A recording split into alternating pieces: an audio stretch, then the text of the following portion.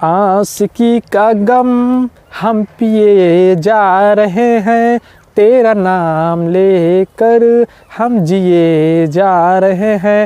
Hello मेरे प्यारे मित्रों, कैसे हैं आप सब? आई होप कि आप बहुत ही अच्छे होंगे। मैं अनुसर मैथ मस्ती आपके अपने यूट्यूब चैनल में स्वागत है। तो कैसे हैं मेरे भाई? आई होप कि जैसे आप लोग बहुत ही अच्छे होंगे। तो मेरे भाई आज का जो टॉपिक है वो है संबंध एवं फलन, फंक्शन एंड रिलेशन कह लीजिए या रिलेशन एंड फंक्शन, बात एक ही है। तो मेरे भाई ये बहुत ही आसान टॉपिक है और ये एग्जाम में कहीं ना कहीं 12th के एग्जाम में इस बार 10 मार्क्स का आने वाला है। तो मेरे भाई ये क्लास करने के बाद पूरा जड़ से आपका संबंध एवं फलन दोबारा नहीं पढ़ना पड़ेगा और बहुत ही अच्छे कॉन्सेप्ट तरीके से आप सीख जाएंगे। तो चलिए हम क्लास को स्टार्ट करते हैं, बस हमारे साथ ऐसे बने रहिए अंत तक।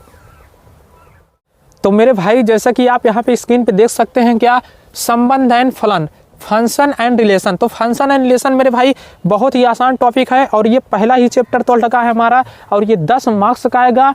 बहुत ही इजीली से हम लोग यहाँ पे सीखने वाले हैं।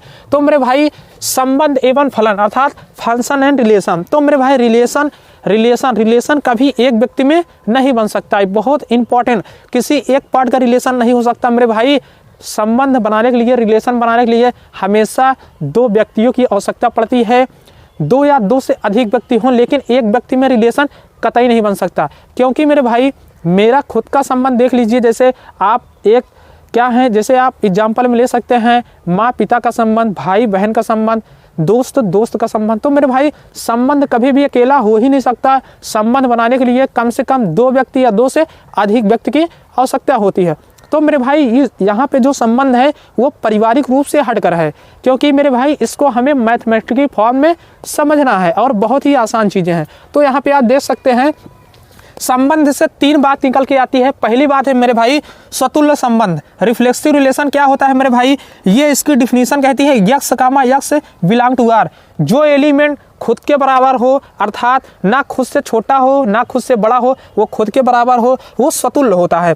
सममित क्या होता है मेरे भाई, सिमेट्रिक रिलेशन दूसरा है ये x comma y belong to R, sorry यहाँ पे y comma x belong to R, यहाँ फॉर भी लगा सकते हैं, इसमें कोई दिक्कत नहीं है मेरे भाई। जो तीसरा है संक्रामक संबंध, ये भी बहुत आसान है कहीं ना कहीं। यहाँ से आप देख सकते हैं x comma y belong to R, y comma z belong to R और x comma z belong to R. तो मेरे भाई ये इसकी परिभाषा है, ये इसकी डिफिनीशन है, ये भी इसकी डिफिनीशन है मेरे भाई, ये और यहाँ पर भी डिफिनीशन ही है। तो कहीं ना कहीं ये हमें बहुत कन्फ्यूजन वाला टॉपिक है, लेकिन मैं एक अच्छा तरीके से आपको समझाऊंगा, कभी भी सीखने में आपको प्रॉब्लम नहीं होगी। तो चलिए हम स्वतुल्य की बात। स्वतुल्य मेरे भाई कब होगा, यक्स कामा यक्स, अर्थात एक एलिमेंट जब दूसरा एलिमेंट क्या हो, समान हो। तो मेरे भाई जैसे यहाँ पे 1 कामा 1 बिलोंग टू आर, एग्जाम्पल में आप ले सकते हैं, और भी यहाँ ले सकते हैं 2 कामा 2 बिलोंग टू आर, और यहाँ पे 3 कामा 3 बिलोंग टू आर। तो मेरे भाई आप यहाँ पे कंफ्यूज हो जाते हैं कि सर यहाँ पे 1 कामा 1 2 कामा 2 3 कामा 3 क्या तीनों होना चाहिए? नहीं मेरे भाई, एक होना चाहिए बस। चाहे 2 कामा 2 हो मेरे भाई, और चाहे 1 कामा 1 बिलोंग टू आर हो, चाहे 3 कामा 3 बिलोंग टू आर हो, तीनों में से एक होना चाहिए, तभी स्वतुल्य होगा मेरे भाई। तीनों हैं तो कोई दिक्कत नहीं है, स्वतुल्य होगा। अगर ये भी है, ये भी है, ये भी है, तो स्वतुल्य 100% होगा। लेकिन 1 कामा 1 बिलोंग टू आर है तब भी स्वतुल्य होगा, क्योंकि इसकी परिभाषा कहती है x comma x belong to R.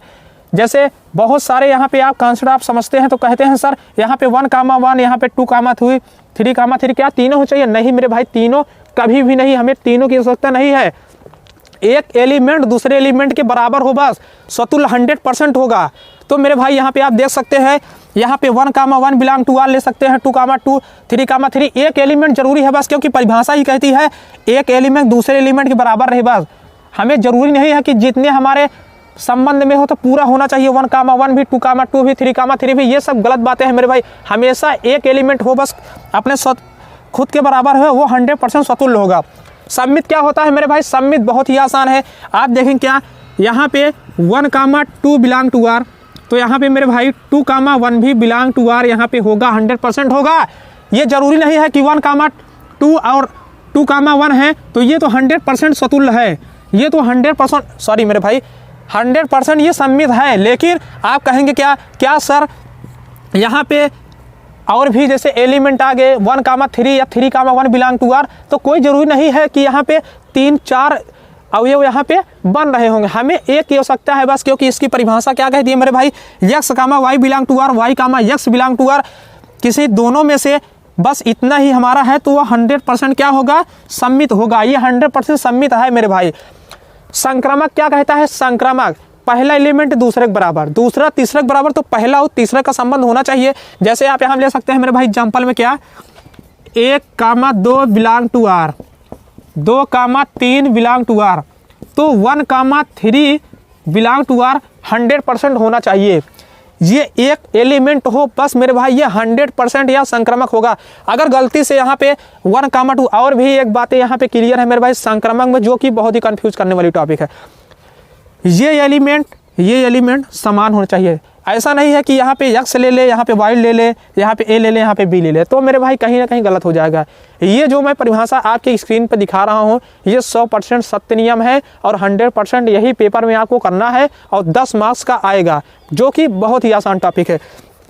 तो मेरे भाई आप यहाँ पे सिंपली आप यहाँ पे समझ सकते हैं क्या, जैसे 1,1 मान लीजिए आप ये नहीं है, मान लीजिए मेरे भाई ये नहीं है, अगर ये है हमारे एग्जाम में क्वेश्चन में ये दे दिया 1,1 बिलोंग टू आर, तो 100% ये सतुल्य होगा।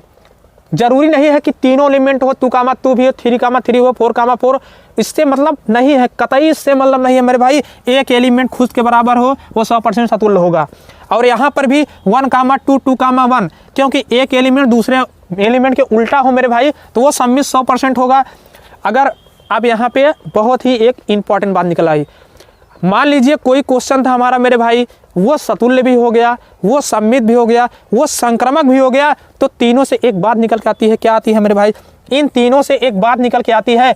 वो बात क्या है मेरे भाई, वो बात है क्या, अगर ये फलन मान लीजिए सतुल्य है, ये मान लीजिए सम्मित है, ये मान लीजिए संक्रामक है, तो तीनों से एक बात निकल आती है मेरे भाई, ये तुल्यता संबंध होगा, 100% तुल्यता संबंध होगा, इसमें कोई सोचने वाली बात नहीं है। और भी इसमें एक कन्फ्यूजन है क्या मेरे भाई, मान लीजिए पहला सतुल्य नहीं है, मान लीजिए ये फलन सतुल्य नहीं है, ये भी नहीं है सम्मित, ये भी संक्रामक नहीं है। अगर ये सतुल्य नहीं होगा, सम्मित नहीं होगा, संक्रामक नहीं होगा मेरे भाई, तो तीनों से ये बात एक निकल के आती है क्या, क्या सर तुल्यता संबंध होगा क्या, कतई तुल्यता संबंध नहीं होता। तुल्यता संबंध मेरा कब होगा, जब कोई फलन सम्मित भी है, सतुल्य भी है, संक्रामक है, तीनों का कंडीशन अगर सही है तभी तुल्यता संबंध अर्थात इक्विवेलेंसी रिलेशन होगा। तो मेरे भाई ये रहा आपका बेसिक क्लास और बहुत ही ज़बरदस्त क्लास, आप जड़ से सीख चुके हैं। इसका पूरा स्ट्रक्चर यही है। फिर से मैं आपको एक बार समझा देता हूँ, x comma x belong to R, मतलब कोई भी एलिमेंट हो वो अपने आप के बराबर है। यहाँ 2,2 भी ले सकते हैं, कोई दिक्कत नहीं है मेरे भाई, 3,3 भी ले सकते हैं। मैं तो ये समझा रहा था, जैसे ये आपके मान लो क्वेश्चन पेपर में नहीं, अगर ये ऑप्शन में है 100% ये सतुल्य है। ये भी मान लीजिए यहाँ पे 1,3 आ गया और 3,1 बिलोंग टू आर आ गया मेरे भाई, तो ये जरूरी नहीं है कि ये भी है ये भी है सर, क्या सतुल्य होगा, सॉरी क्या सम्मित होगा, 100% यहाँ पे मेरे भाई ये सम्मित होगा। जरूरी नहीं है चाहे ये हो ना हो, एक एलिमेंट दूसरे एलिमेंट के अपोजिट हो वो 100% सम्मित होगा मेरे भाई। संक्रामक क्या होगा, यहाँ पे कंडीशन आपको याद रखा गया, एक्स वाई है, यहाँ भी वाई जेड होना चाहिए, ये एलिमेंट यहाँ पे समान होना चाहिए। और ये भी है मेरे भाई डिफिनीशन में, ये भी जरूरी नहीं है कि एक्स कामा वाई भी ले सकते हैं, वाई कामा जेड, कुछ नहीं मेरे भाई। परिभाषा कहती है सतुल्य की कि यक्स कामा यक्स, अर्थात एक एलिमेंट दूसरे एलिमेंट बराबर हो तभी सतुल्य होगा। तो आप ए कामा ए भी ले सकते हैं, यम यम भी ले सकते हैं, यन यन भी ले सकते हैं, वी वी भी, तो इसमें कोई कन्फ्यूजन नहीं है। मैं यक्स यक्स यम यन इसलिए लिया जाता है मेरे भाई, क्योंकि कहीं ना कहीं ये पूरे किताब में ये एक क्वेश्चन का मॉडल बन के आते हैं, तो इसीलिए यहाँ पे लेकर आपको समझा दिए हैं, इसमें कोई डाउट नहीं है। तो मेरे भाई आज की क्लास यहीं तक, जैसा कि आप यहाँ पे चित्र दे चुके हैं। तो शुभकामना बच्चों कि आपका संघर्ष 2022 में ख़त्म हो जाए